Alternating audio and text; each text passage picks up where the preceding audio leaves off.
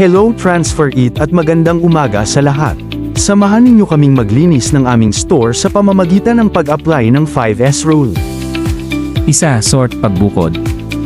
Ang unang hakbang sa 5-ya ay ang pagbukod. Ito ay tumutukoy sa paghihiwalay ng mga kalat mula sa mga bagay na tunay na kinakailangan sa lugar ng trabaho. Sa yugtong ito, kinakailangang alisin ng koponan ang lahat ng bagay na malinaw na hindi nababagay o hindi kailangan sa lugar ng trabaho, at iwan lamang ang mga kinakailangan.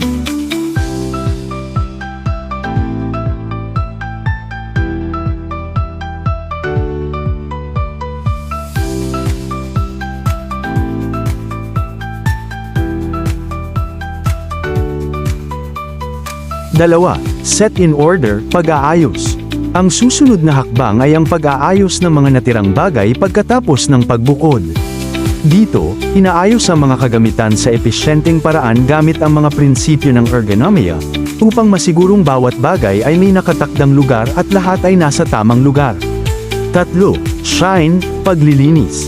Ang shine ay ang masusing paglilinis ng lugar, mga kasangkapan, makina, at iba pang kagamitan upang maibalik ang mga ito sa halos bagong kondisyon. Sa ganitong paraan, mas madaling mapansin ang anumang di pagkakatugma, tulad ng pagtagas ng langis mula sa makina sa maliwanag at bagong pinturang sahig.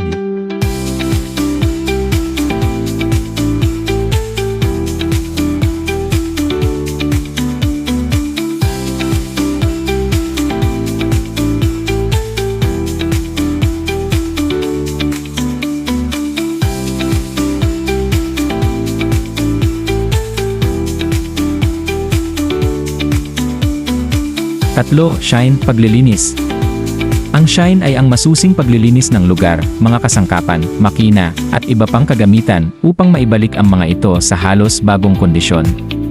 Sa ganitong paraan, mas madaling mapansin ang anumang di pagkakatugma, tulad ng pagtagas ng langis mula sa makina sa maliwanag at bagong pinturang sahig.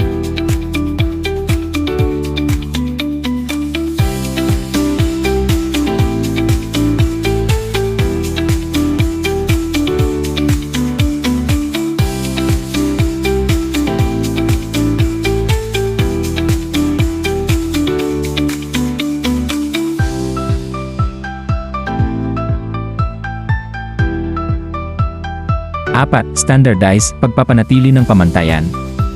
Ang standardize ay ang proseso ng pagsisiguro na ang mga ginawa sa unang tatlong yugto ng 5-la ay nagiging pamantayan. Dito, tiniyak na mayroong magkakatulad na pamantayan at paraan ng pagtatrabaho, isa sa pinakamahalagang prinsipyo ng lean manufacturing.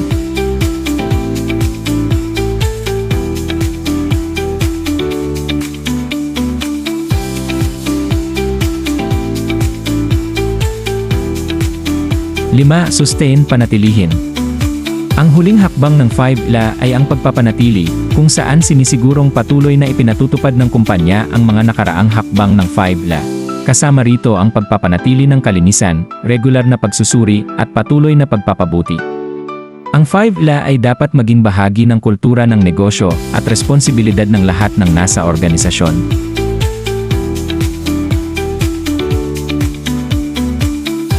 Sa paglilinis, tandaan ang mga pangunahing bagay para maging epektibo at ligtas.